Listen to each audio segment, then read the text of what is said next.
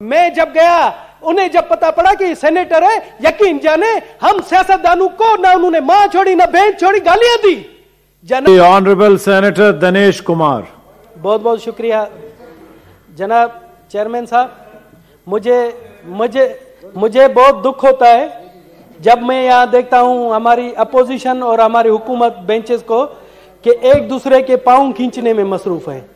जनाब चेयरमैन, आप देखें हमारे बलोचिस्तान में, सूबा सिंध में, पंजाब में, केपीके में लोग आटे के एक थैले के लिए दरपदर हैं, और यहाँ हमारी अपोजिशन और हमारी हुकूमत कभी तोशाखाना है, कभी घड़ी है, कभी चोर है, कभी साइफर है।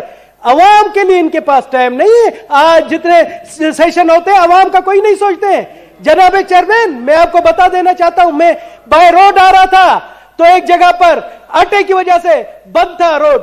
मैं जब गया, उन्हें जब पता पड़ा कि सेनेटर है, यकीन जाने हम सियासतदानों को ना उन्होंने मां छोड़ी ना बहन छोड़ी, गालियां दी। जनाब चेयरमैन, मैं आपको खबरदार करता हूं, इन तमाम हुक्मरान बेंचेस और अपोजिशन वालों को, कि इस तरह से अगर एक दूसरे की टांगे खींचते रहे, वो दिन दूर नहीं जब हमें अवाम गंदे अंडे और जूतों के हार पहनाएंगे।